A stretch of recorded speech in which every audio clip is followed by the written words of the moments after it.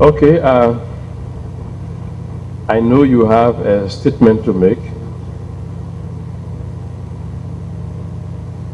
but I'd like to acquaint you with the profile we have of you. Yes, sir. And just in case if it is wrong, you can kindly correct me so that we have it straight. And then you make your statement. Thank you, sir. Thank you. You are Michael Montgomery Dolo, Yes, sir. born 1963, March 15. Yes. You are a member of the National Patriotic Front of Liberia. Positive. You rose to the rank or designation of being a commando. Yes. You say yes? Yes. Okay. In your private life, you worked with Firestone Rubber Plantation in the 1990s. 89, 90. 89, 90. Yes. Thank you. In 2000 to 2001, you were Deputy Commander of the Anti-Terrorist Unit. Exactly. 2001 to 2003, you worked at the Ministry of Finance. Yes. And 2004, you worked with NCDD RRR as Integration Officer. Yes. Okay, and that in your interview with the Inquiry Unit, you denied committing any form. Pardon me, sir? You denied in your interview with the Inquiry Unit committing any form of violations against anybody during the period of your association with the NPFL. Yeah. Personally. Personal, yeah. I personally. Okay. So thank you very much. You may make your statement. Commissioner Dolo has just come in. Thank you very much. Okay.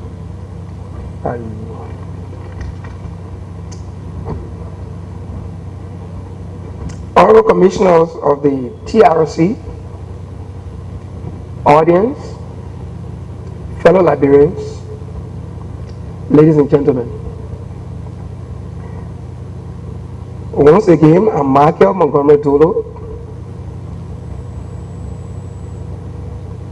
born unto the union of Mr. Sumo Cho and Quita, 1963, March 15, a father of 4 living children, reside at Congo Town. Fellow Liberians, we have now reached the point of no return. And it's now the time to forge ahead as we strive to mend our broken pieces for a prosperous, peaceful, stable nation that once served as an icon of peace. Mine experience during the war.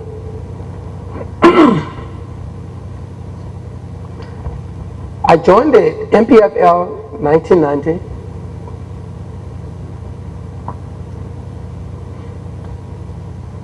Through series of harassment from freedom fighters. In the month of August in Buchanan, I served within the Executive Mansion Guard Battalion in Banga, specifically the C Company 1991 to 1992. In 1992 to 1995, I served as an intelligence officer in Banga, Zointa, Hinhe Quarry, and the Guhukian area as a colonel. 1996 to 1997, I was appointed as one of the NPFL coordinators for the NDDC on Benson Street, Monrovia, Liberia. NDDC, the acronym which is the National Disarmament on Demobilization and the National Disarmament and Demobilization Commission, located then during the councilman period, Benson Street, headed by John T. Richardson. I became an ATU recruit September 1998 to 2000, where I graduated from the base with the first batch. 2000 to 2001, I served the ATU as deputy commander with 2 bosses, that is Chucky Taylor and General Mohammed Momo Chiba, Master Farem Momo Chiba. July 9, 2000 to September the same year, I was recalled from Vonjama. I went to Vonjama to attend the first Lair attack, July 9. To September, I was recalled from Vonjama and immediately replaced by the late Cassius Jewelry. He was then killed by the Lair rebel at the Balatoa Bridge. 2001, March, I was relieved from the ATU and replaced by General Jason Winnie and was sent to the Ministry of Finance, Custom and Excise Division as an agent for revenues collection.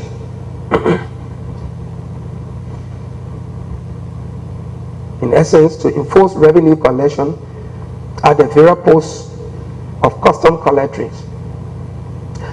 2003 April, I was again called to the ATU as intelligence officer until disarmament.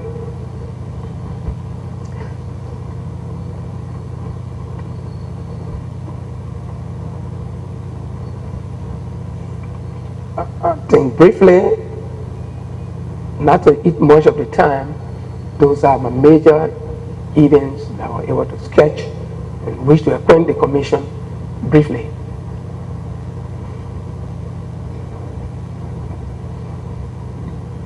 Thank you.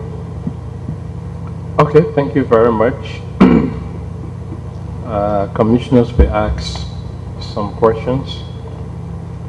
Can you, before commissioners commence, can you tell us where you did your training with the ATU? I did my training with the ATU at the Batala base. Batala base. Okay. And you said it was 1998? From September 1998 to December 1999, December 17 to the 18th, we graduated. So that's why I just said 2000, from September 1998 to 2000. If somebody asks you what was the ATU, what will you say? If someone would ask me what was the ATU, yeah, the ATU was an elite force intended to maintain security for the president, family, and other installations, government officials.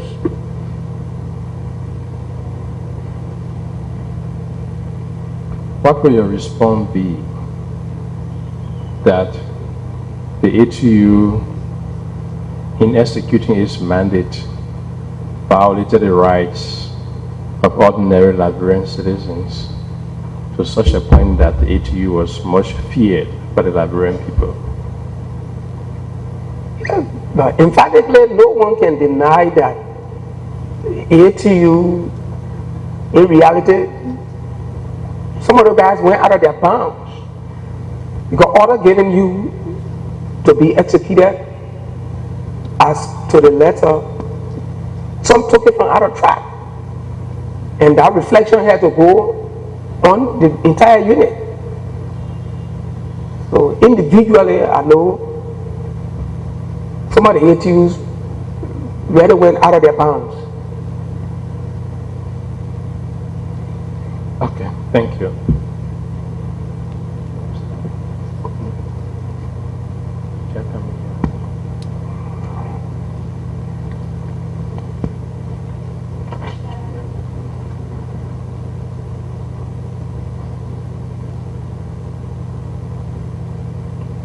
Thank you. I'm Commissioner Pearl Brown. Can't face it for me. Where you finger to me? Can't face it.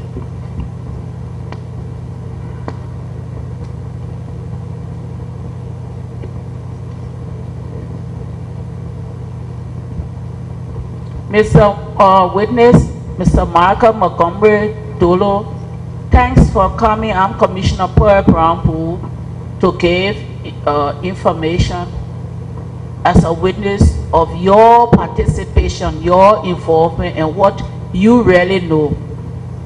Are you related to what I mean, Dolo, Augusta? Mr. Dolphus Dolo? Are you related or you know him? I personally no, I am not related to Senator Dolo. I am a Pelleman, and Adolphus is an Imbayan, but I do know him. Okay, you know why I asked? Because you know sometimes people call people just by their last name, and you know say Dolo did this, Dolo did that. So trying to clarify with these different Dolos, the time and where they were. You say you know him. How did you know him, when and where? I started knowing Senator Dolo at the time, General Adolphus Dolo, when we got in town, 1996. Is when I started knowing Adolphus Dolo. From them upward. But let me make a little clarification. Let me reflect backward. I think I once received a communication from here addressing me, Montgomery Dolo. I did not honor that because I suffered the wrath during the war era. At Banga, one Michael Dolo misbehaved at the time, and General Michael paid that. As soon as he heard Michael Dolo, at that time I was a lieutenant with the C Company. I was punished. I was penalized. Before they got to know it was the other Michael Dolo, it is from there I started using my middle name. All right. Michael Montgomery Dolo. Thank you. Thank you. You just leading me to the questions and a form of questions I'm going to ask you. And this is a way of clarifying and giving me a balance in how to make recommendations and to make sure I'm making it and putting the charges on the right person. Because there's, see now, just by you seeing that there is another Michael Dolo. Just like we saw Michael Davis, Sonny God Davis, and the different people. So we start yesterday first, and you have only one Prince Johnson, and the other one that died. But 3 days ago, there was another person who came here, Rambo, who said at a certain point in time, he declared himself under the legal thing, and as a lawyer, he impersonated the name Prince Johnson and say it was Prince Johnson coming. So, in view of this, I will ask certain questions because they have certain charges on you, and perhaps you will answer it to know whether it was you or someone else. Okay. They say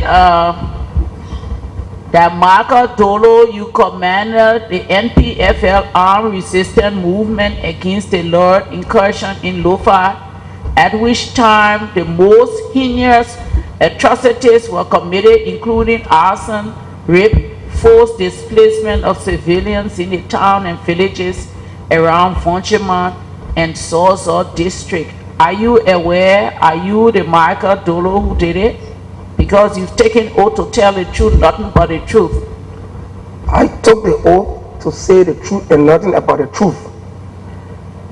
I once commanded the ATU in Vonjama, July 9, I entered. July 9 what year? July 9, 2000. I spent the night at Sozo. Tea broke, spoke to civilians, we left and went to Vonjama. Vonjama was captured and civilians were able to start flying back to Vonjama City, and life was booming there at the time. Again, when Lara came back, we were forced from out of there. I used the route of Kolahun and got to Kolahun in the month of August. I flew from there with a helicopter and Alena in town. I never went back to Vonjama. I was again giving instruction, Alena at Sozo. So on my command at the time, for me to stand there and atrocity, rape, be carried on, it's not to my knowledge, it's today I'm getting to know. But maybe some of the men did it in my absence that I'm not aware of, but today I'm getting to know. And I still got some business women that I even put on a helicopter to have brought them here, took them from the war zone and I brought them here. Some stay around that can come here to attest. Thank you. The Phoebe massacre in Banga, you were assigned the Executive Mansion Guard Battalion. Were you participated in the Phoebe massacre in Banga? No, Honorable Commissioner, the Phoebe massacre, I only heard about it. But at the time, I was then a commander at the Zoenta Go Camp, and I was not closer to Banga at the time. Where is Zolota? What county? Zoenta, Bon County. Oh, boy, that whole region. Do you have anybody who can attest to the fact that on that time, around that time, that where you were stationed? I got more than people that can attest to it. Journalists and all still living. Who could you give the names? Okay. Omer Zappa, who is the head of the Gold Camp in there. What kind of camp? What boat? Gold Camp. The owner of the Gold Camp. G-O-L-D, Gold? Gold Camp. G-O-L-D, Gold. Yeah. Where is that? It's in Bon County. Okay. The Cocoa district there. At that time, where was Omen Zakpa? We were all there. To that particular place? To that particular area. Until LPC came and drove us from there. I did not come back to Banga. I left now and went towards Ganta. Tell the truth. That distance, the town that you call, and to get to Phoebe, how many hours is it by car? By car, from Go Camp to Phoebe by car, if the road is good, you will take 2 to 3 hours drive. If you are walking, you will take 2 to 3 days walk. But during that period, the position you were holding, am I right to say you had a car? No, you had transportation? No, Honorable Commissioner, I was not having car, and besides that, I was intelligence officer. Okay. Yes, so I was not controlling men with arms at the time. I was controlling security, the intelligence officers in the army. We call them G2. They were G2 agents. Our guns at the time was pen and paper. We used to write, we investigate security when they go wrong. We send over intelligence, All right, I got over to the battalion or unit headquarters. Your answer is sufficient for my question that I asked. At that time, you were intelligence officer. Since 2004, when you were reintegration officer at the National Commission on Disarmament, Demobilization, Repatriation, and Reintegration, what position are you holding, or your position that you holding now is sensitive that you cannot disclose it? Position what kind of work you doing right now? Currently I am not working now. Instead, I am a graduate senior of the University of Liberia, reading sociology and demography. That's very good. Sociology was my minor when I graduated from university in '73. I don't know whether I have been able to use it. I hope I have. So you go into school, so what's your means of subsistence, if you don't mind telling me while you're a student? How do you survive? Though I'm not working and my wife is also not working, but I live on hand out, friends, sell small things. Sometimes my wife sells quarter, and Yes. that's how we survive. That's how it is. The Liberians are learning to live that way since 40 years ago when the problem really started. So it's just like a cycle. It goes around and comes around. So many of us and many of them living that way now, and many of us and many of them live that way then. So at least the Liberians can persevere. And I thank you very much that even through this period, you are going to school to improve your condition. So I must commend you for that. They say, so this ATU, you all went to school, and I understand you graduated December 1998? Yeah, December 17 to the 18th. No, 1999. 1999, Yeah. it may be you missed or they missed, so let's correct it for the record. Because we come now and say the first batch of ATU officers graduated December 1998, it will show that we didn't do correctly, so thank you for giving that. It was the time we went on the base. Yeah. 1998, September, it was the time. I was among one of the first batch and can give you the correct history. So you graduated 1999. 1999, December 17 to the 18th. Okay. Can you give me the names? Because since they no longer, but also between me and you, if you're not comfortable to give the names of other people, I will accept it because it was security nature. And citing security position, one hold, they take citing oath, should take citing oath, refuse the oath.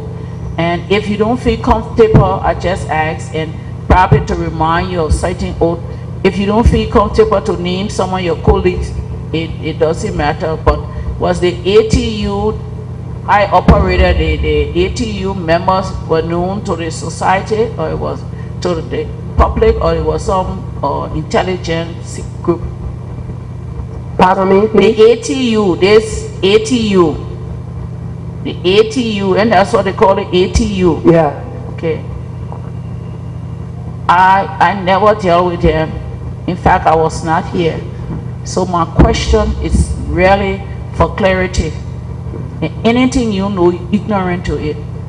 The ATU were this organization, the members or the official, the officers or the security officers that were part of the ATU, were they known to the public, or it was some intelligence, they were intelligent people that people didn't know who they were?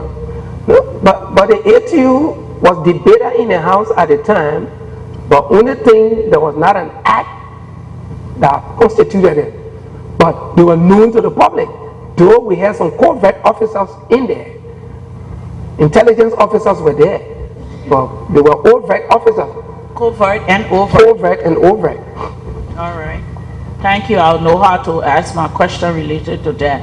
But I understand you all really went through very hard training. Yes.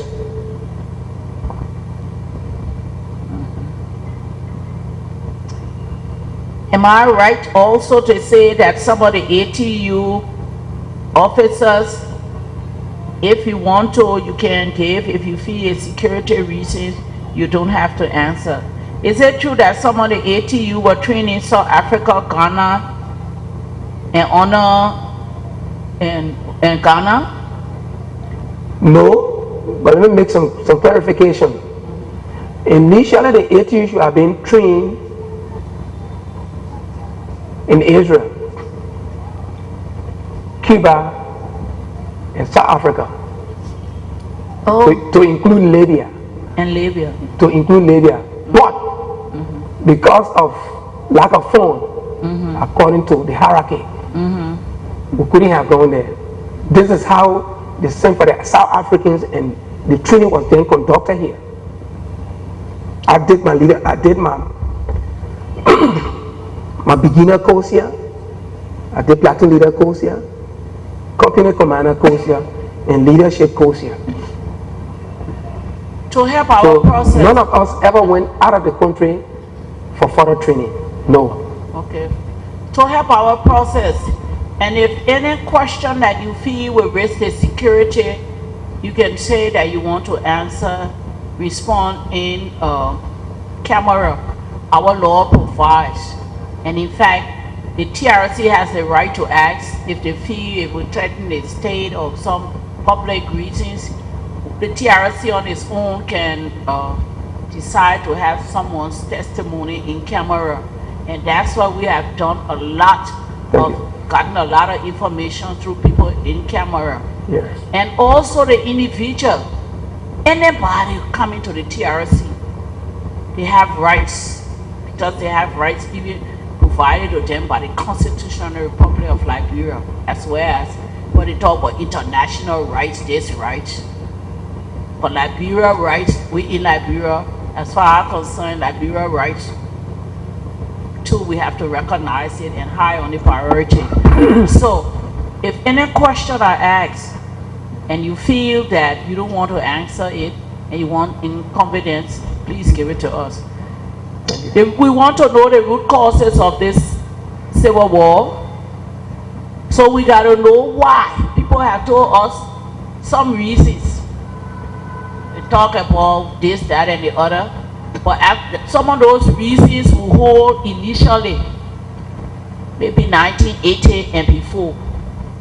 But when 1980 came, and some of the things they wanted, other people got there, and the thing turned upside down, the part turned upside down, and the other people were up, and others were down, and some all around.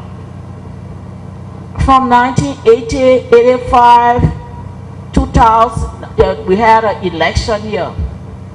All what we're talking, we must not lose sight of the fact that there was a 97 election here. Yeah. Constituted government was created. I don't know where they swore in the president, I assume perhaps here. I was not here. Yeah, and we know 1997, the chairman said I was Taylor. Although they accused me, but I did not even participate in 97 election. I didn't vote for nobody because I was not here. The record can show. Despite the fact they linked me with so many people, but I just like it because I just showed the liars. So let them know to stop lying because I was not in this country. 1997, I didn't vote for anyone. So to help them to stop writing and lying. Because even to the TRC, they talk about champ chick, but to the TRC too, they put me as a perpetrator, they see investigative unit and say our NPFL, founding member, MPP, I was not even here. So I hope that they can bring mine up and be prepared, because I just don't want them to come to look bad because I was not here. Now, after a certain period when we had a constituted elected government, and we had an army, because when you have a president and the people who the army, that army is what the law says, and they take the oath to defend the country, defend the people, defend all the borders. So they are the people who are supposed to, under the law, be authorized to carry guns and protect the country.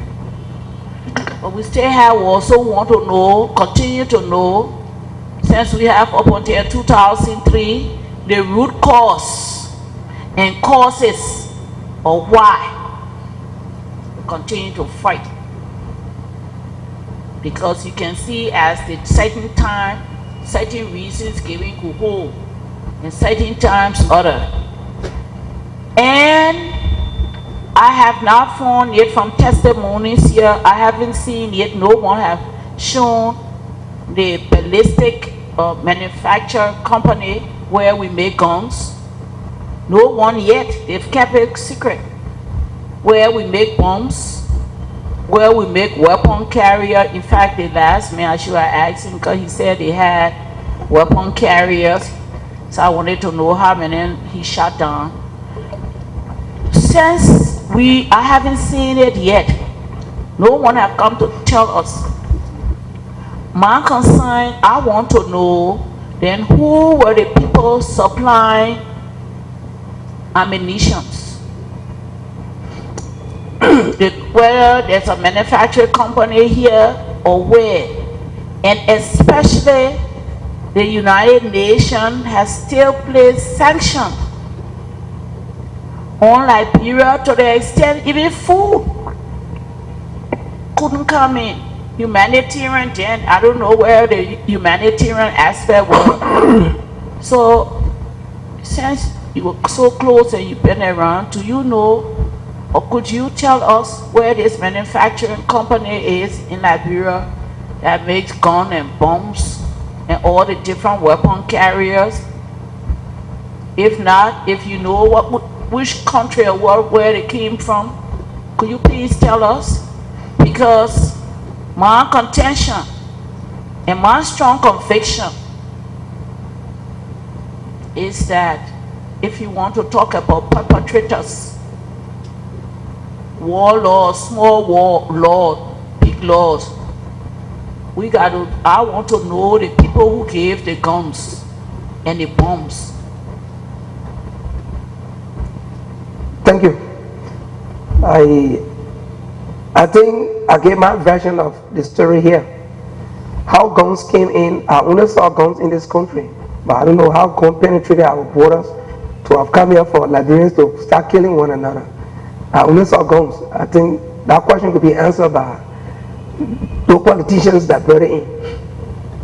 Oh, so it seems as though, because you used the word politicians, so it was not military people who brought in guns, they were politicians. They were not people in uniform, they were not military, they were politicians. Are you sure they were politicians, or they were not mercenaries, or they were not people who had some vested interest in either the people or the minerals or anything in Liberia? Somebody might have some sort of a vested interest before they put people together so as to come in and manipulate the people. But I don't know about guns. I only saw guns. I did have one, but I don't know where they came from. Because I only saw them on the Liberian soil. And in Liberia, we don't have any factory to manufacture guns.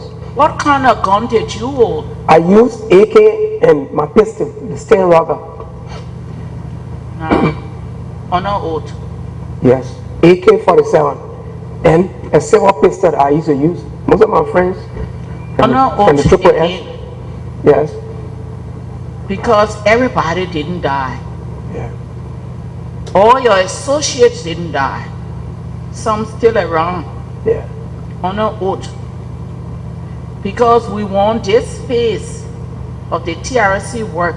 Yeah. Perhaps people initially and give them the benefit of the doubt. Yeah. They didn't realize that this TRC work was going to go this way. So they maybe say, just telling you no, or just go to now, let them prove the case. People took it different way. But now they're beginning to see the trend, the rare stuff opening now. You're seeing the rare stuff opening because we're not allowed people to come and lie on people.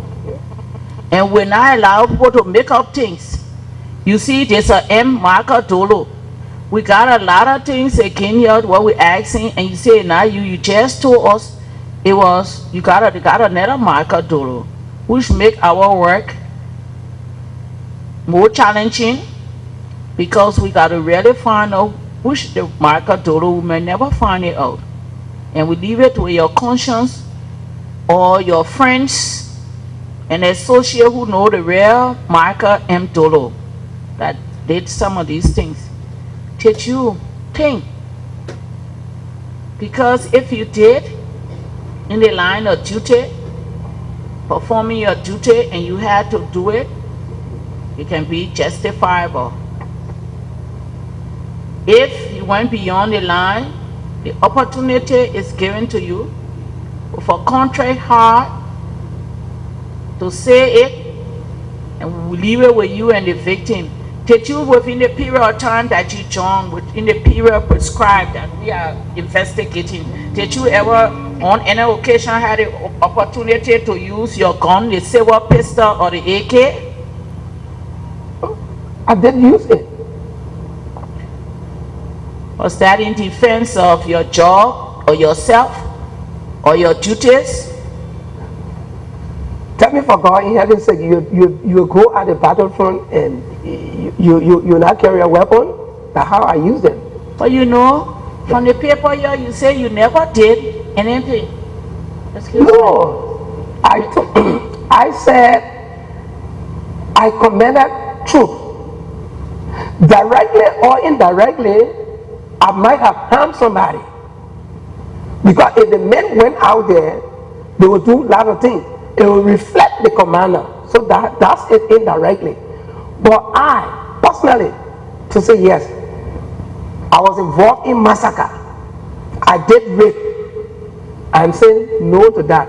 Honorable Commissioner. Commissioner Boo, you talking to, you said, because they said during the TRC interview, Mr. Dolo denied any wrongdoing in his role and participation in the NPFL movement. But the question that I asked, no, just wait small. Yeah. That what they wrote here, so he say it, but the question that I asked, Yes. I'm not talking about what your people under your command did or what NPFL did. Yes. I said it clearly that during the period, you, Michael M. Dolo. or Michael Montgomery Dolo, Yes. holding that silver pistol Yes. or holding the AK that you said, you told us the two instruments guns that I you used, used. yes. Did you, within that period, from that time to the period 2003 investigating, did you on any occasion, one time, two times or three times, had to use either the silver pistol or the AK anytime? Think, carry your mind back. I told you I used my arm at the front, but to say I took it and carry on mayhem, no. I used my gun at the battlefront while we're fighting. At the battlefront, when you use it, that means, when you say you use it, that means you Use it. hold your hand on the trigger In combat. in combat In and you combat. shot. Yeah. You shot it. Yeah. I fought at the front. And when you shot In it, active combat. I'm sure you were not shooting with friendly foes or friendly foes. You No, were that's shooting at enemy. At enemy. So then you admit Yes. that at the front, Yes. you pulled the trigger Yes. from your own assigned gun Yes. and you pull it to an enemy. Yes. Who do you consider was your enemy then? At the time, we were at war with Lur. With Lord? With Lur. So that was in what period? 19 what to I'm 2000? saying July 9, 2000 to September. I was at Tinubu. Where is Tenembo? Tinubu, the airstrip at the outskirts of Vanjama. We were attacked there. We fought there. I still got people living there. The little villages around there where you got Malame, you got Lawman, Sina Lawman. I went all those areas. I even helped. I used to hand out to them salt cube. Some supposed to know me. The chief herbalist that used to be there, he was with us on the front. On our oath. I don't know if he's still living. He's a twins. He's shot. He used to work with the Ministry of Internal Affairs. If he's still here, he's supposed to know me. He's shot. He was always with us. Okay, I don't want to. He can attest. I'll go back Yeah. to one of the questions I asked you, sir. Where the allegations they put on what was done in Fonchima. That's why I asked you that name of that place. Yeah. And they say, you know, rape this and the other. And you said it's recorded. Yeah. And I think understood you to say, when that time you were talking, you almost looked like you just went to Vonjema one day, slept, and went on to another place. But now, from what you say, you're talking, you're giving me the impression, from what I understood, from July to September. Yes. So it's 30 days, 31 days in July, 31 days in August, and 30 days in September. So when you add it up, it's just not 2 days in that area. You place yourself there on an oath, and you place yourself there for more than, say, about 90 days or more. So I just want to call your attention to what you said then when it related to that question and your response now. I want to say thank you very much for contributing to the TRC process, participating, and giving us a clearer view that we can listen to your statement, analyze it, and come up with a clearer version. Thank you. Thank you, ma'am.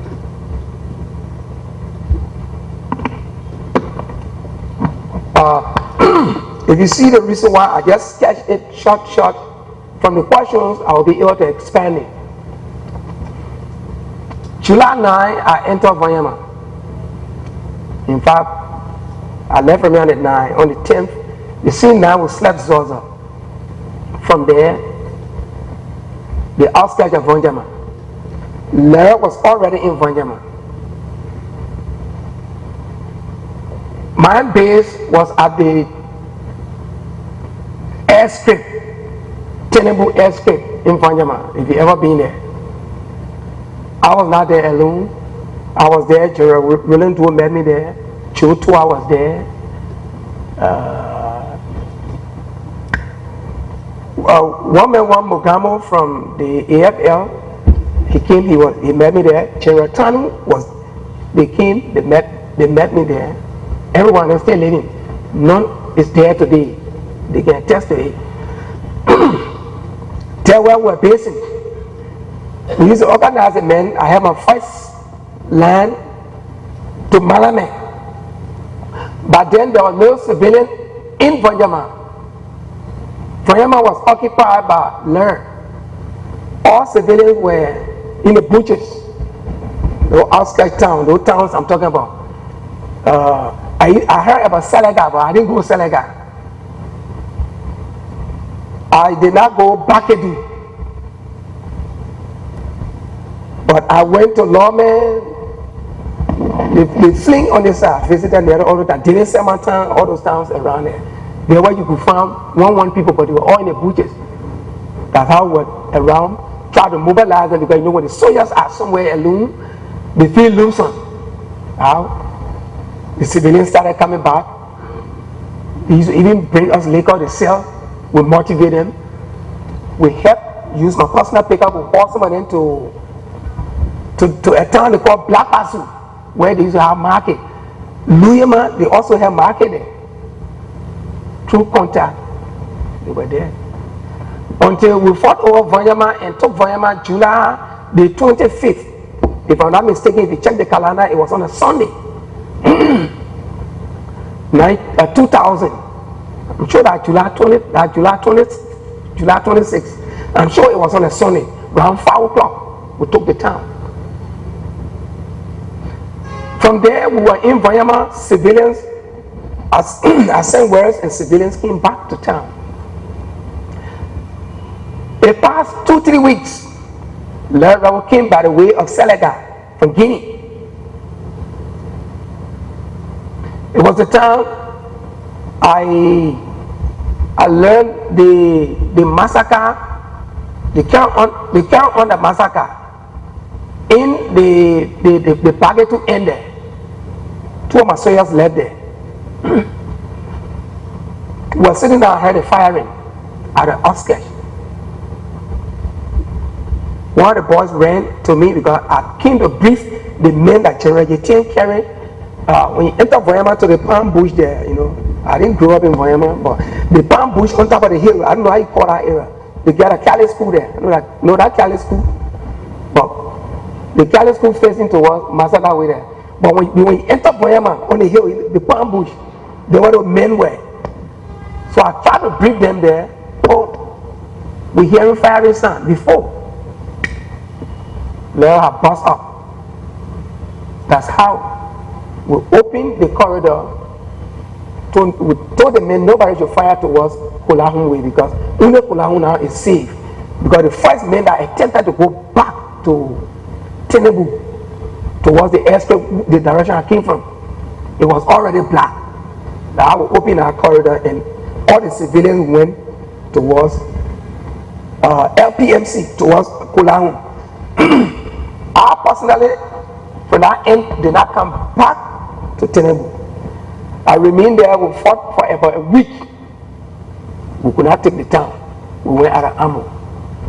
President Taylor sent for me.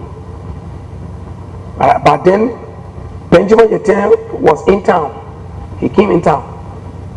He flew with a chopper, the helicopter at the time, landed in Kolahun on the football field there. When I appeared there, he said, "Oh, my man, give me an account. What happened?" I said, "Foyama is being besieged. Nothing we can do." But where are the people? Okay, I left Tama and the other troops there. They are there, combating, but we're going out of water. I said, "Okay, but then get on board." I got on board the chopper. There were 2 choppers. Some of the market women from inside, those girls, they used to go sell. No car can come because you can't pass through. You can't pass through Foya. You can't pass through Zozo. That's how I put more than 15, 30. Some on the other choppers, some on the other choppers, and we came back. The landed right at the airstrip. I didn't go back to Kolahun. Instead, I used now the route. I stopped to Zozo. From Zozo, I started hauling manpower to the airstrip. That was my experience. From there, I was released by Kasha Jueli after spending almost. Got went there July 9. We spent that July, August. We're in battle throughout. The end of August, early September, I'll recall. I came back and went for the training at the Carry base. From the Carry base, Zosa was attacked because the law intended at the time to cut the supply line of the main environment that continued to harass them. Now again, I went back to Vanjama, to Zosa. We took 1 week. We took over the Zosa town. I was no longer assigned because I only holding troops to go to Kashas. Posin was the commander, the late Posin. Mosquito was also there. The Lieutenant James, at the time I think he was 8 or 9 battalion commanders to Kolahun in there. Those are people that I met there. And I was released. Came back, I went on the training, I went back to do annual leadership course. That's my experience there. But to say I heard of massacre around Vanyaman, believe me, it is not to my knowledge. It is that day I heard it at the office of the TRC. General Dolo was there. He spent some time there. I never heard it. When I was in Zozo, the 1 to 2 weeks I spent there, Joseph Montgomery went there when the Guinean soldiers started launching off from Yila Bola. When those heavy shells were falling in Zozo, they started burning the displaced camp. Joseph Montgomery came with some SS guys and we drove to Yila Bola. We saw the heavy shells. He even brought some to town. So that's also my experience in that era. To say I spent exact 3 months there, no. I went in, I came out, went in, I came out. But I to say, yes, I'm aware of massacre. Or Michael Montgomery Dolo raped a woman. No. I am telling you the truth. Further, the group from when Larry Rebel came, the group from the Bagadu end, the Mandingo ethnic group along the borderline there, when they came, I received them to Luyema, and the school building are there. I told them to go, they shouldn't worry. Nobody is fighting tribal war. Please. I think one instructor from the Cali school, he was among them. The elder from the Bagadu end, the Mandingo Pape, I just forgetting his name, but there are people. We can go now to Luyema, the town chief from Luyema, Black Bazu, Johnstown, where sometimes I used to rest. They will tell you, say, yes, this man, maybe he raped her or he didn't do so, he didn't do this. I am willing today, anytime, on our oath.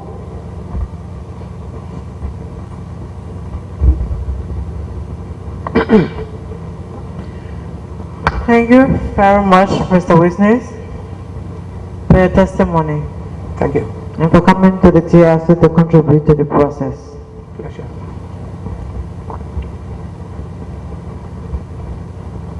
I want to take you back to Vanjama. You said you never heard about any massacre in Vanjama until you heard it a few days ago at the TRC office. But during your testimony, you said 2 of your men died in the massacre. Which massacre you are referring to?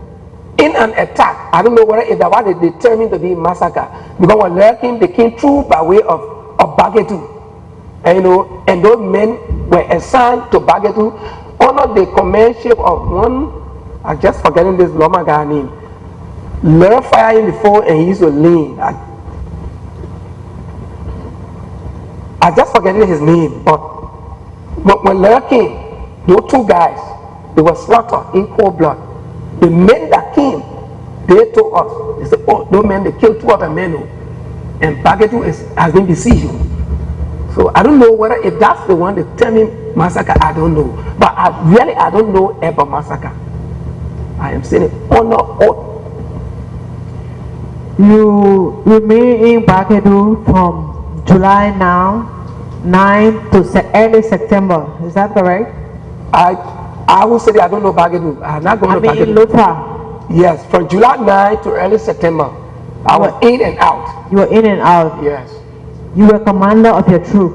I was commander of the ATU troop. We had different troops in our place. The ATU was there. The 8th Battalion under the supervision of General Mosquito was there. Then Stene was also there as commander. Then Tama was another commander there. You see, amalgamation of troops. Now ATU alone. In fact, when we went on ground, we met 8 battalion there already. We met 9 battalion there under the supervision of Stene and General Mosquito. I only headed the group there to go and augment them. So not that we initiated, the fight along with those guys. We learned. We met troops on ground. How many men you have under your command?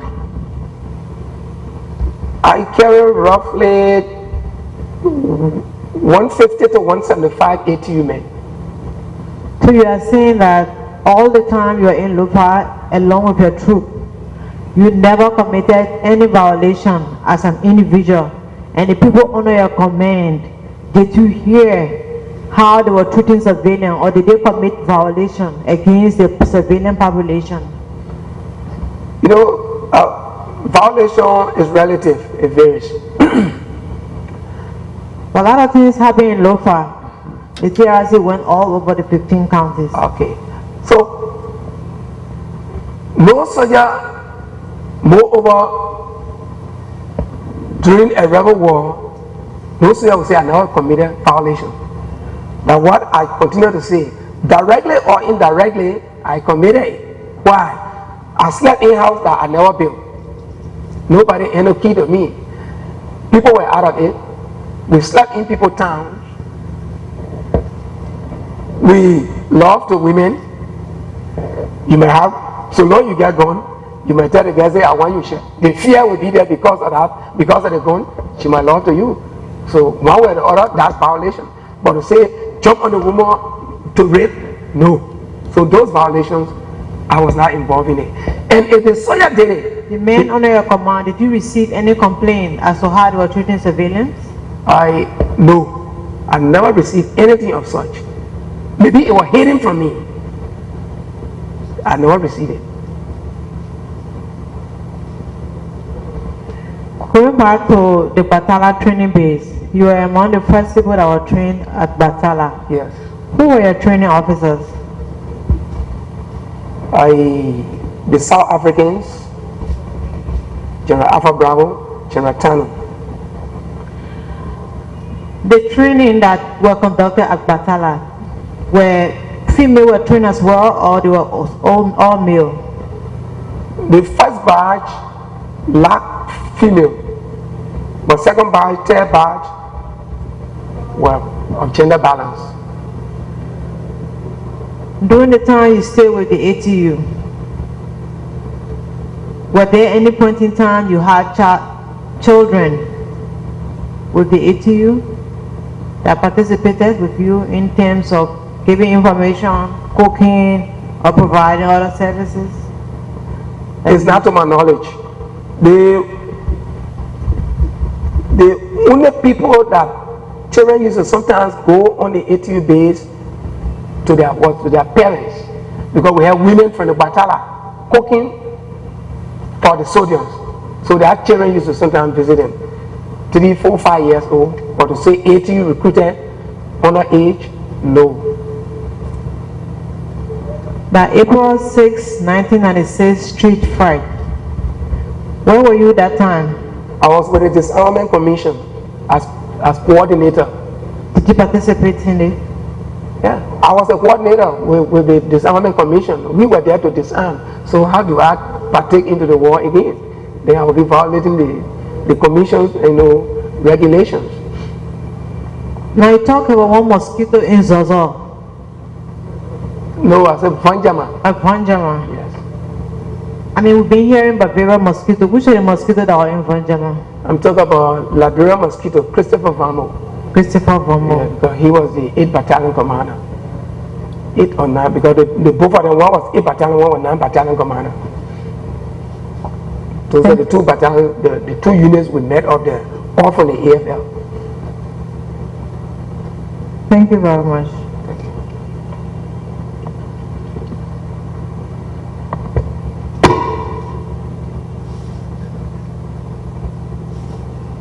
Yes, I want to thank you for taking up your time to come and testify.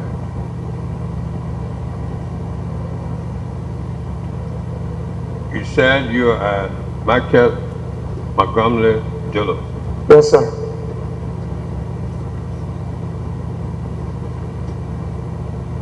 Were you invited at the TRC office? Yes, sir. Or you went there voluntarily? Clarity. I was invited the first time they addressed me Montgomery Dolo. I was a bit hesitant because of my past experience. I did not honor it at the time. The second time, they took a letter to me, Montgomery Dolo of Alpha Otama. I honor it because there were specifics, because I played for the Alpha Otama, and I'm the only Michael Montgomery Dolo in the Alpha Otama. I honor it. I turned out at the time, but when I turned out, I think it was in the month of August. Dr. Sawyer was only staying here, and it took so long, I went back. The second time I should have come, I was taking a test, I didn't come. The third time I came, George Dwell was here. I the mother there, I acquainted her, and she told me to be patient. I sat over there for almost 2-3 hours. He was still on the stand. I left from here some minute to 4. When I got there, she again called me, almost some minute after 4. I told her, but I'm far away now, it's late. Please do me a schedule. I'm willing. I never got scheduled until it was January last week, because when I heard the news that the area opened January 15, I said, but I'm fine. Maybe they will soon call me. I waited, they didn't call. So last week I took upon myself, I came here. The officer there told me, say, go to the main office and put your appointment through, which I did. I went there, they appointed me, Steve Ganawa, and one, he's a journalist. They talked to me, and they told me they were going to schedule me.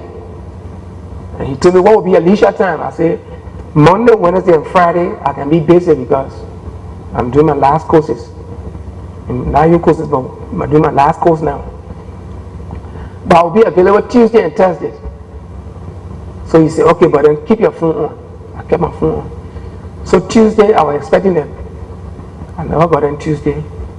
Wednesday, I was in class when I got a call. One of my friends called me and said, oh, my man, your name is on the radio. You should be on TRC by now. I boycotted class yesterday. I came here. And the honorable commissioner told me to be here today, 10 o'clock. I came. Were you ever interviewed by the inquiry section of the TRC, or a statement was taken from you? Yes. Once, one trouble swap. One swap went to my house. He talked to me. I gave him a few information about myself. Then when I went, TRC head office last week, they talked to me lengthily. I gave him a few information.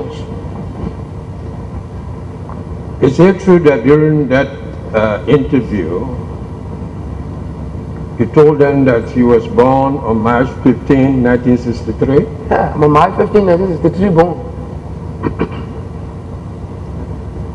Is it also true that you told them you were a fighter, member, commando of the National Patriotic Front of Liberia? Exactly that. You served as fighter, I served as a then fighter. as member, then as commando. But the commando is the same as the fighter. Just different nomenclature.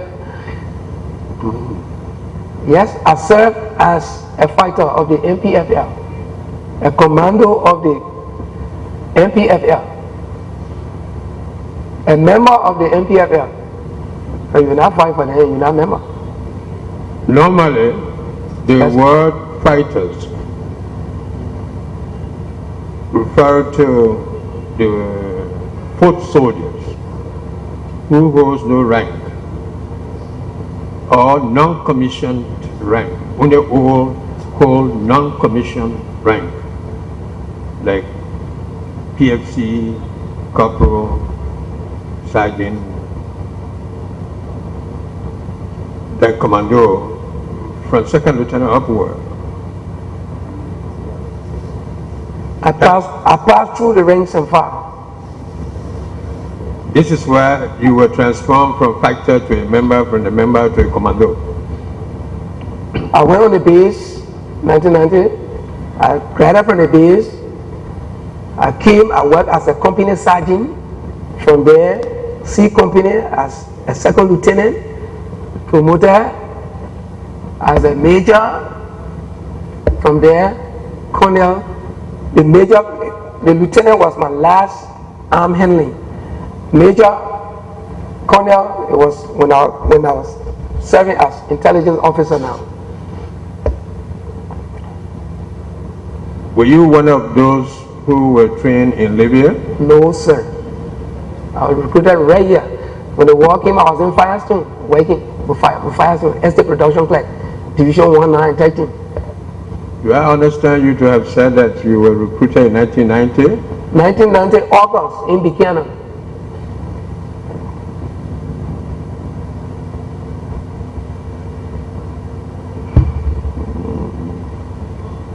Is it also true that in 2000 to 2001 you served as Deputy Commander, Anti-Terrorist Unit? Yes, sir. Under the commandership of Charles Taylor Jr., Chucky, and that was General Momo Chiba. I served the two persons within 1 year as Deputy Commander.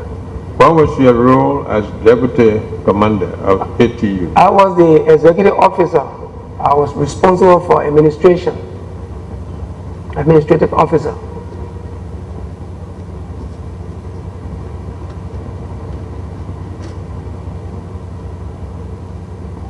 Is it true also that you told the inquiry section, particularly those who interview you, that you never done any wrong while serving in the various capacities as you have mentioned? The young man I wrote out is like maybe he might have problem. I told him directly or indirectly, no one can say they never did any wrong. But I personally, for someone to say that I fell on massacre or I raped, I didn't do it. But I would say I didn't do wrong. I slept in people's houses. I approach women, you know, you fight, you know, those young girls come to town, you approach them. That commando morale is there. Whether they like you, they like you, you approach them, they will say yes. Then you say you didn't do anything, you will send the soldiers out there. They will misbehave. I don't care what they do, it will reflect the commander. So directly or indirectly, I did wrong. Your interviewer made a note on a notation on record that, and I quote, Mr. M. Dolo commandeered NPFL armed resistance movement against the law incursions in Lofa, at which time the most heinous atrocities were committed, including arson, rape, forced displacement of civilians in towns and villages around Banjaman and Zozo district. Do you confirm and affirm this?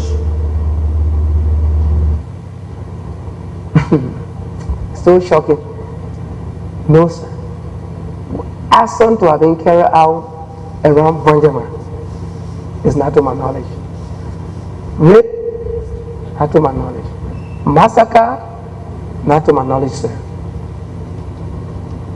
He also says, in making reference to you, during the NPFL reprisal against the Lord occupation in Lofa, desecration of traditional sites, serious massacres, and values were among some of the worst violations committed by the ATU.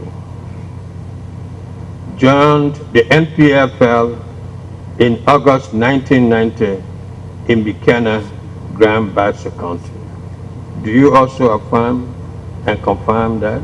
I joined the NPFL. No, what it said, that during the NPFL reprisal against the law, occupation in Lofa, desecration of traditional sites, serial massacres, and values were among some of the worst violations committed by the ATU.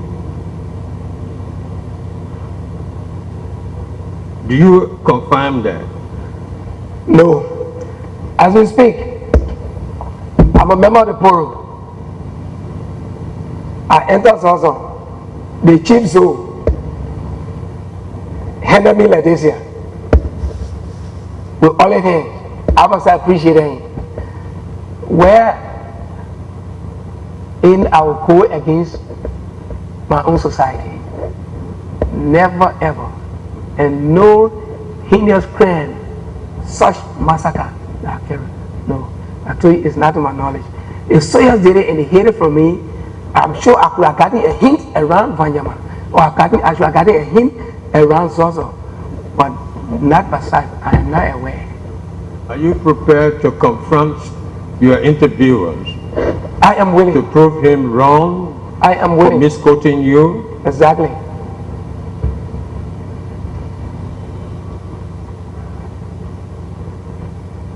That's so true. Now listen to the second statement Yes, sir. he made. In fact, was assigned with the executive mansion guard, talking to you about you now, executive mansion guard battalion of the MPFL, stationed in Banga, during which time Batala base and Phoebe massacres occurred. The Batala Bay and the Phoebe and the Phoebe massacre. Batala Bay was established early 1998. Phoebe massacre took place 94 when I was way in the Kokoya region, from Kokoya to come Banga, to Pa Banga and come Phoebe. I was never aware. And that time said it doesn't hold. It doesn't hold. Maybe it's a make-up story. I would like to confront my accuser one of these days. Yeah. Besides being assigned with the executive mansion guard battalion, the interviewer also says that you were assigned in Zowenta Yes. and Go Camp, Yes. which of course Yeah. embraced Phoebe and Batala. They embraced Phoebe. And I'm saying it's in between. Yeah. So one time, you from Banga, where you was the executive mansion. the Zoanta you're talking about, I'm sorry, no matter, so I can sketch it for you quick. No, what I'm saying, what I'm saying, Yes. if you are in control of Banga, Yes. Zowenta, Yes. and Go Camp, Yes. it goes without saying that Phoebe and Batala fall within your control Okay, area. Phoebe and Batala there, Yeah. if you try to what do you call them, they will fall almost in the same area, but there's a little good distance in between them. Yeah, but it's Zowenta Yeah. and Banga. You So- have From Zoanta to Banga, it's almost 2 hours drive. no, what I'm saying, Yeah. you have Phoebe Yeah. and Batala in between. But Zoanta is far. Don't even carry that. Okay, Phoebe and Banga, they are four between Zoanta. That's what I'm saying. Okay. Okay. And the Go Camp you're talking about, Go Camp link, is the last town there that link Grand Bazaar and Bong County, along with Nima County. From Zoanta, you go straight Nima, you cross St. John. From Go Camp, you cross the St. John, you find yourself in Grand Bazaar. And the owner sent me there because I speak Basa and Pele. So that at the time when Leah was coming, in the case of anything, I'll be able to sift her information and send it back to the headquarters. To even leave from Gokian to come to the headquarters, if you're walking, it's 2 days. To come to Baga, it's 2 days. I don't care how you walk.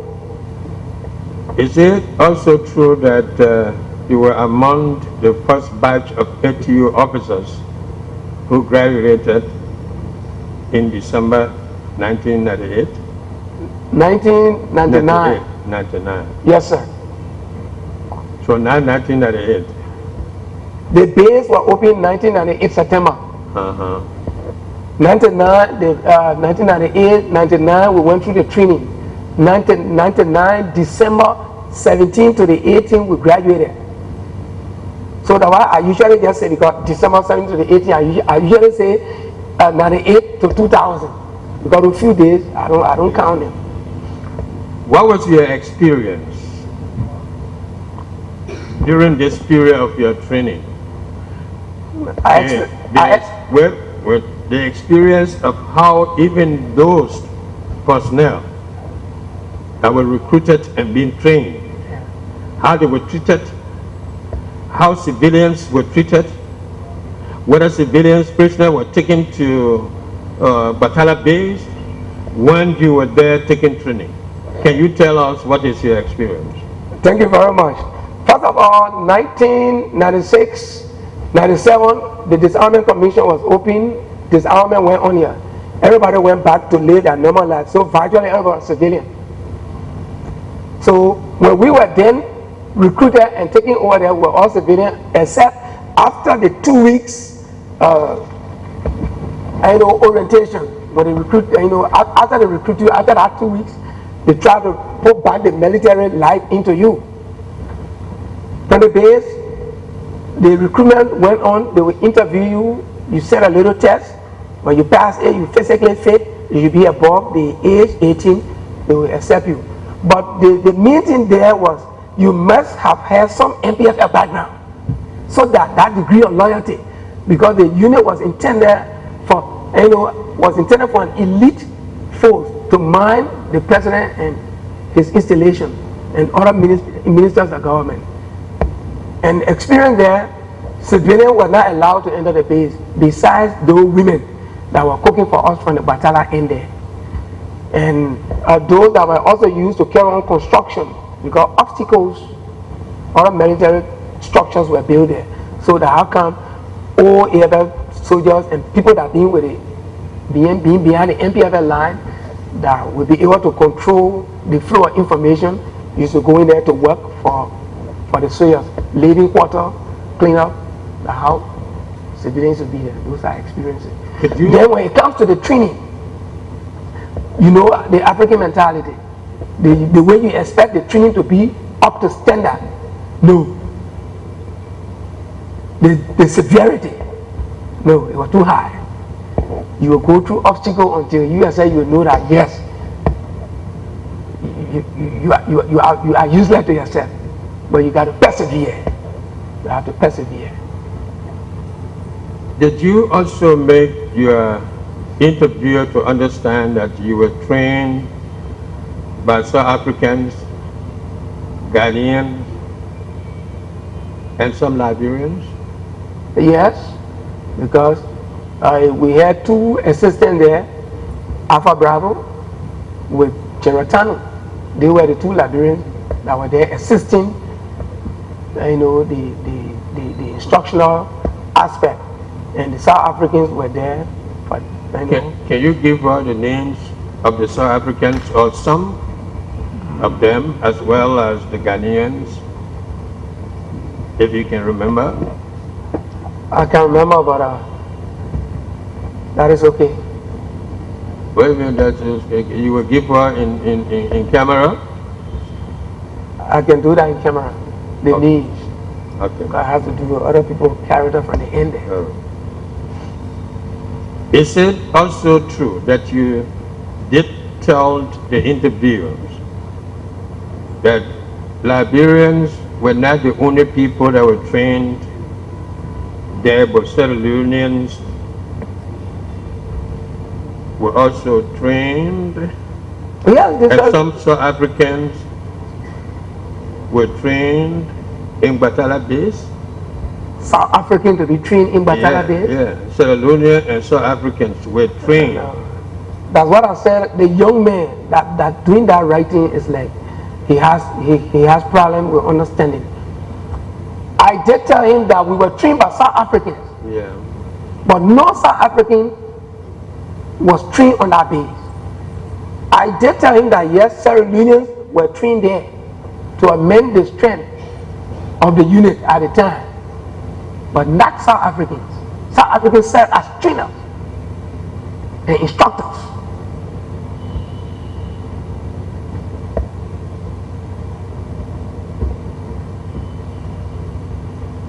And in your testimony here, you said you were under in control of the ATU personnel. But here the interviewer is saying that you led attack against Lord and recaptured Vanjaman on July 26, 2002. His forces included 2002? 2000, July 26, 2000. Okay. His forces included ATU officers and militia from the 8th Battalion government forces that he met in Lofa. Yes. I was asked the question, what was the function in the ATU? I said I was deputy commander, but my function mainly was to carry on the administrative aspect. And militarily, when the country is at stake, and your overall commander asks you to leave a troop, when you say because our administrative officer, you execute command. So that I formed myself in Voyama.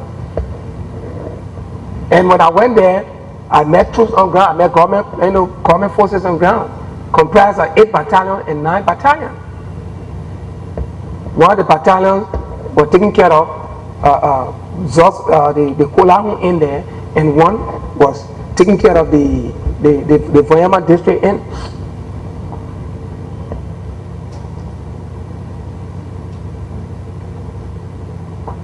The interviewer also says, and I quote, in 2002, Malaysia generals loyal to the SY president of Liberia, Charles Gangia Taylor, stormed 2 villages, Yabama and Biame in Grand Kitma County, and captured all the inhabitants and deceitfully lied to them that they were taking them to the neighboring town of Medina to cut palm thatch for them. Instead, they took them to the football field and butchered all of them except for Fatu Kamara, who happened to be the only survivor. According to her, 75 people were massacred on that fateful day. The contentions advanced for their actions was that the inhabitants of these upland towns and villages were in support of the loyal rebels, prominent among those who carried out the massacres with General Montgomery, General Bull Panthers, and General Moses Sumter, who is currently attending the University of Liberia. The generals also set ablaze the Medina Township. You mean Keman? Yeah, in Kidman. What part of Keman? It's it's Medina, but the town where you took people from is Yabama and Bayami. Upon the oath I took, let me make another clarity. When it comes to the Montgomery, we had Joseph Montgomery with the SAS, and I'm Michael Montgomery Dolo. Throughout my MPFL, even the ATU, I never fought in Bomi, neither came out. Never, ever. Where I went to inspect on this side, I stopped Artington,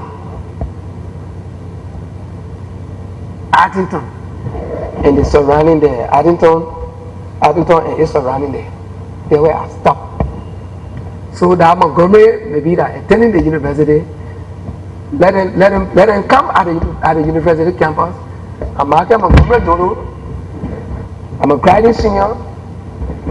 I sometimes help to do a late, how you call it, tutorial class, that is the teaching assistant in the demographic department there. Let them come there. I am willing. I will take up the shades. They see me. It is I. Let me be apprehended.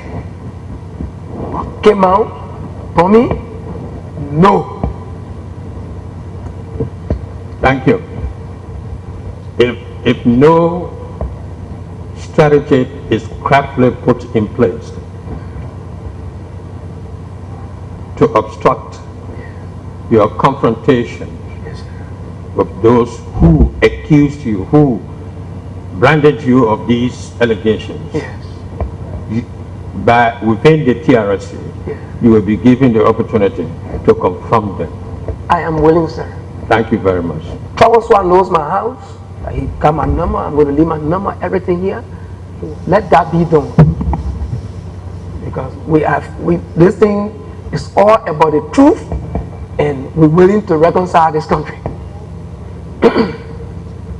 Because we have Joseph Montgomery with the SIS. We have Michael Montgomery Dolo. I was with the ATU. From there, finance, it was finished. But to say came on this, that, not to my knowledge. Mr. Witness, Mr. Montgomery. Yes, ma'am. Thank you. Wait, let it be talk. I won't wait more.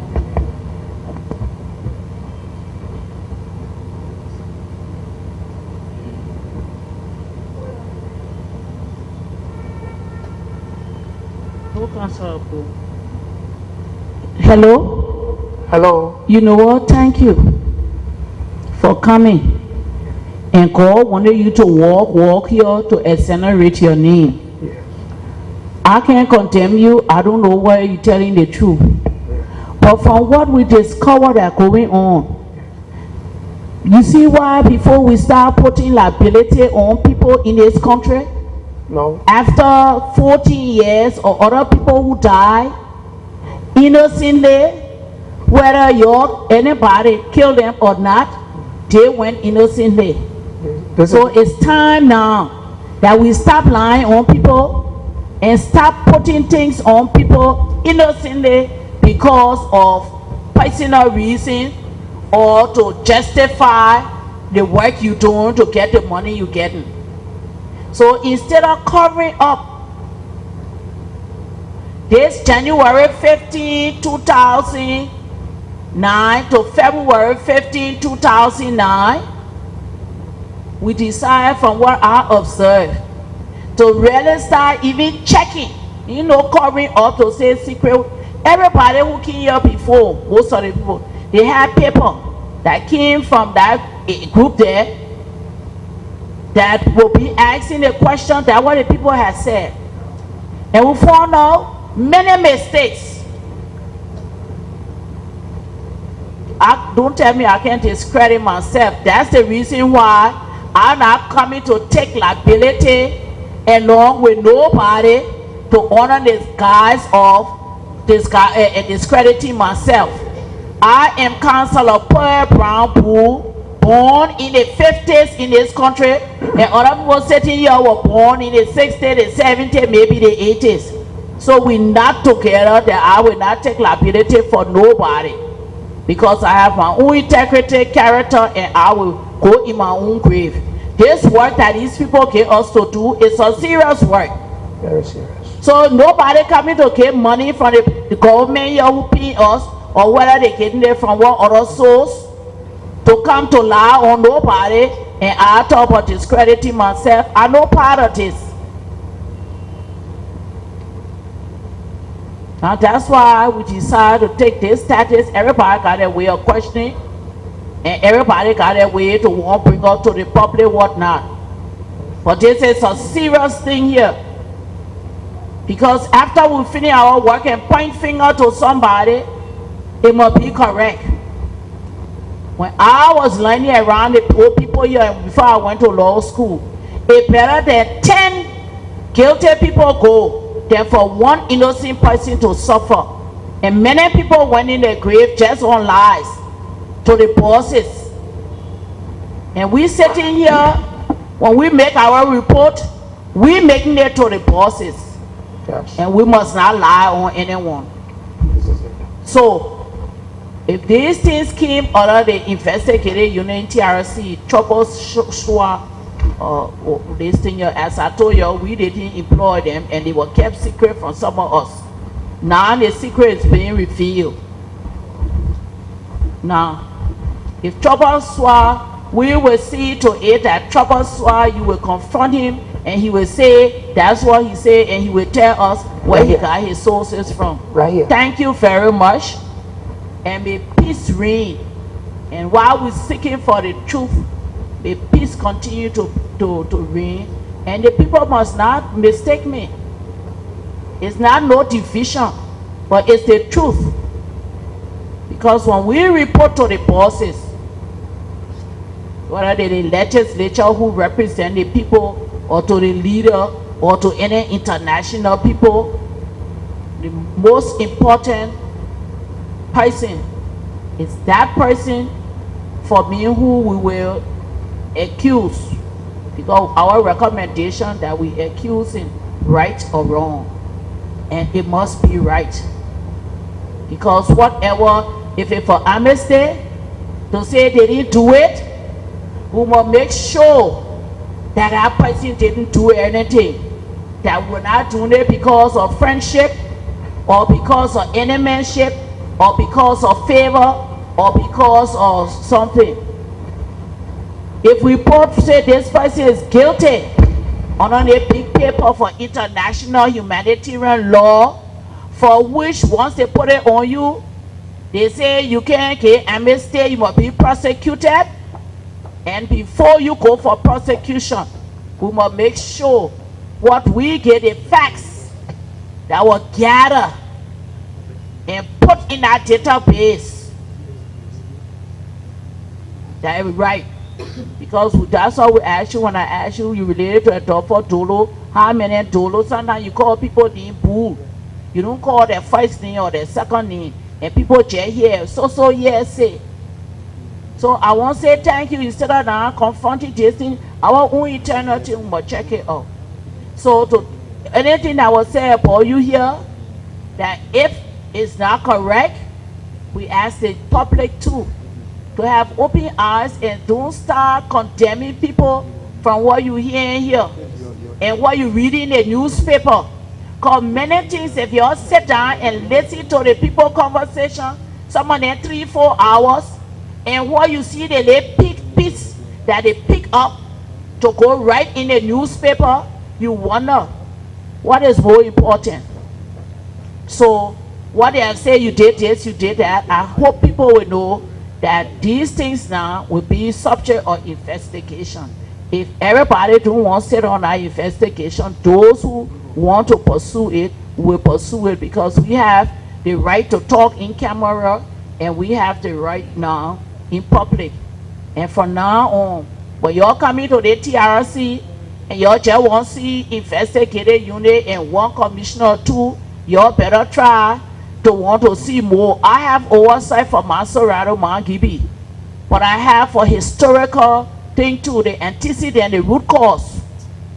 And I serve on the judiciary for judiciary. And where you have for judiciary, that's for law. You must be balanced. And I will say, but don't destroy yourself by talking. I'm not joining nobody here to do nothing that is not correct. And in fact, I want the public to know. Thank you very much. I have 1 or 2 comments.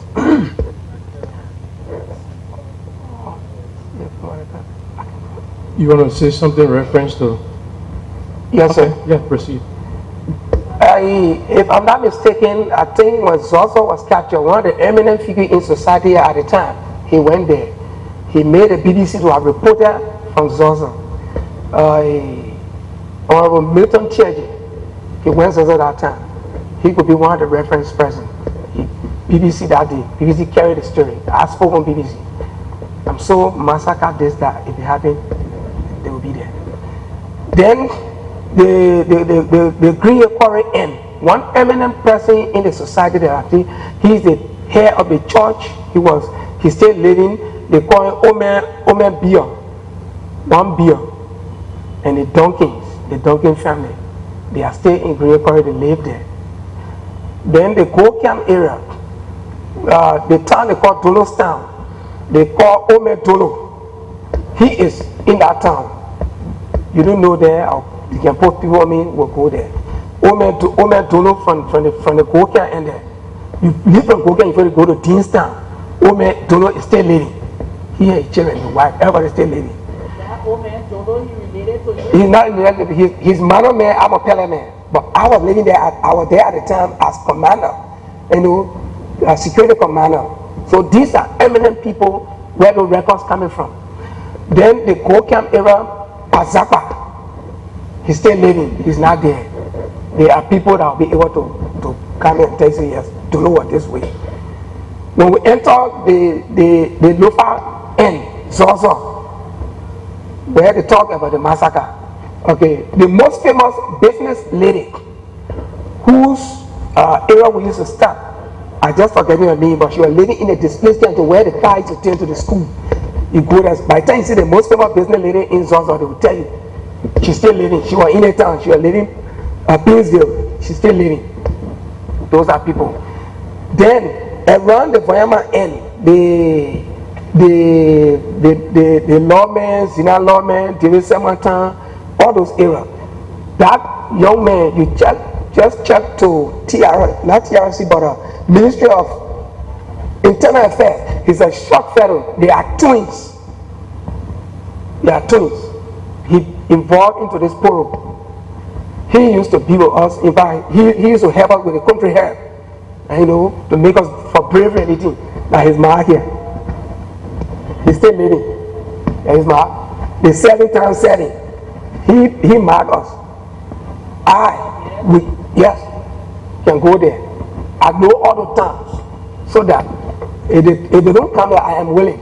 I'm willing to go there. If they're willing to come here, let them come. In fact, I wanted to give the security name in camera, but I'm not giving it in camera. They call one of them Minu because I want everything to be clear here. They call one Minu. They call one Oscar. Minu, Oscar, Paul. Those are trainers? Yeah, those are trainers. They were all South African. Minu, Oscar, Paul. The other two guys, their name just slipping off. But the three guys, they were our trainers. So you show on your face there, your hand said they carry you for medicine. And medicine so bullet can touch you. Just to make you brave, man. Psychologically, to bring some bravery. So your face goes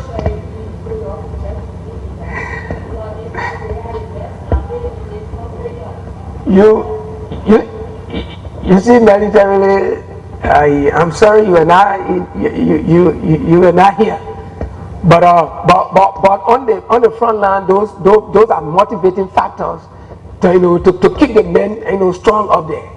Yeah, but you tell yourself you go there, forget it. Thank you very much, Mr. Witness. I have not concluded. I can conclude. That's some recommendations. Oh no, we'll come to that. Thank you. I just want to take over from where Commissioner Conan left. The last reference he made of Grand Cape Mount County. Yes, sir. On record is General Montgomery. I'm Colonel Montgomery Dolo. I never rose to the rank of general. You never rose to the rank of Never. Right. That's it. Okay, so the other Montgomerys, were any of them general? Joseph Montgomery was with a triple S. And he was referred to as a major general. Okay. I'm not saying he's the one, but no, I know. he was referred to as a major general. Major general, yeah. Thank you. And secondly, you didn't go in Cape Mount area. General O. Penty, do you know of him? Have you heard of him? O. Penty? Yeah. No.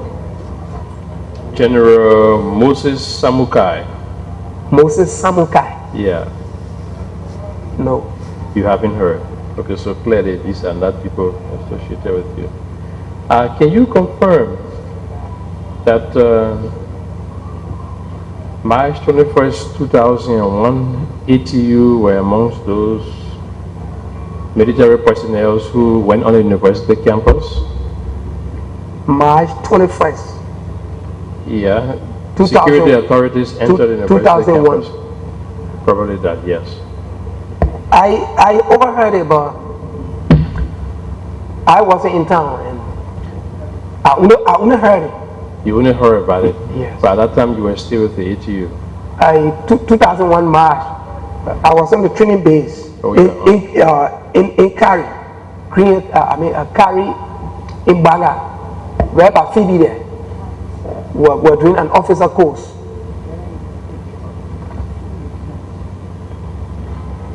Okay. Prison at the executive mansion. Did the ATU meeting a prison at the executive mansion?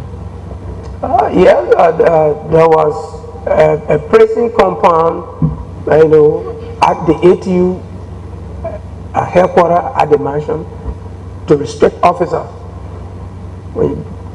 Those that carry on mischief. Most of us civilians. Yes, when at the time when civilians were handled, we investigate them. While under investigation, we keep them there. After investigation, we turn them over to the police or the NSA at the time. Can you describe the prison, how big it is? It used to be a laundry. It used to be a Yeah, laundry. laundry, something like a kitchen. From when you enter the mansion village, where they had a football field, Yeah. the second to the last house on the beach. I think they got all meal there now. And civilians were sometimes detained there. Yes. There are allegations that sometimes they were very, very much malhandled. They were mistreated. Yes. Okay. You mentioned that some of the time men in the ATU went out of line. Come in, sir. You mentioned that sometimes men, officers in the ATU went out of line. Yes, sir. When you say out of line, what sort of things did they do? That is, you gave the man instruction. You are assigned here. You need to inspect. Instead of inspecting, they will go beyond. They'll go beyond. Leave posts, mistreat people. Okay, those are things. And that's not the order given you. So actually they went out of it. If you went for quarter and such, some of them will take people things. Beat on people. What for? So and all these things reflected negatively on the unit. And we being in command structure at the time, it reflects everybody. That's what I meant. Was there a mechanism to keep them in check, to discipline those who went wrong, to redress the concerns of civilians at the time? Yes, mechanism was then put in place by calling general meetings, reprimand wrongdoers, but with all that, it was yet hard to control. Lastly, Kolahun. You said when you entered Lofa, you left by way of Kolahun. Yes, sir. And during a period when Lofa was exchanging hands between LERD and the government forces, Yeah. massacres went on in Kolahun. Massacre went in Kolahun. Yeah. Yes, sir. Are you aware? Was it the time you were there? Did you hear about it? Let me do that. Some clarity again. When Lord drove us from Vondiama for the second time after July in August, when Lord came and drove coming through the ATU, everybody from Vondiama, we sent all the marketeers, civilians to move towards Kolahun. Everybody went to Kolahun. They took the next 1-2 days and they went to Kolahun. I spent 2 days. The third day, the helicopter landed, and that's how I came with some of those civilians on board the helicopter. I did not go back. So during that 2-3 days I spent there, I never heard of massacre. It was then the time the list General Stanley was controlling the Kola end. I think that was Arab 9th Battalion. It was the time he was controlling us. Okay, thank you very much for taking up your time to come. We recognize that it has been long coming. You've made several efforts to follow up on your invitation, and you were persistent. You had to go and come back, and you needed this opportunity to address the concerns raised by the TRC and have the truth told. I'm confident this will not be the last time. Please avail yourself. Like you said, we know how to get to you whenever there is a need. But we thank you for coming, and I assure you that you've made a lot of contribution to our work, and it's very appreciated. Before you leave, is there anything you would like to finally say? I heard you speaking of recommendations. Yeah, maybe this is time. Thank you very much. I also thank you to have invited me here today so that I could make some clarity. As I said, we fought war. It was so brutal. But as former commander and executive officer, whatsoever the unit does, it goes to the commander, it goes back to the command ship. It reflects ugly on the entire unit. I personally, I remain indeed very apologetic for things that some of us did directly and or indirectly. On our oath, I'm very conscious of what I'm saying. I indeed apologize that we will no longer, that this country should no longer revert to war, but we should forge for peace and a stable Liberia. Recommendation for peaceful coexistence: we must learn as Liberians to accept, appreciate, and respect one another, no matter what ethnic background you may come from. Because these are some of the things that bring bitterness. 2, one cardinal point for peaceful and a stable environment is that of religious tolerance.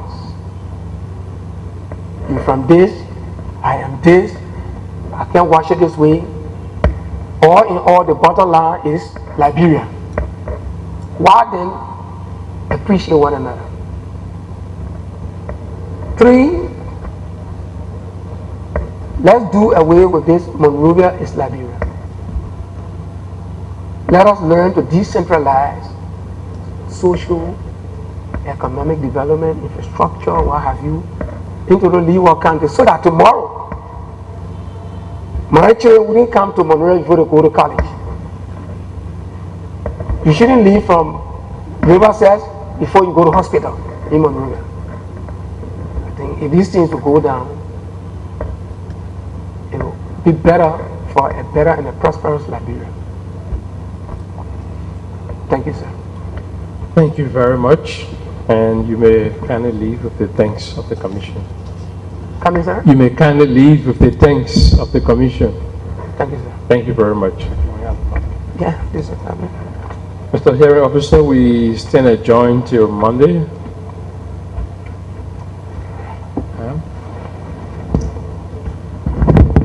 We stand adjourned till Monday at 10.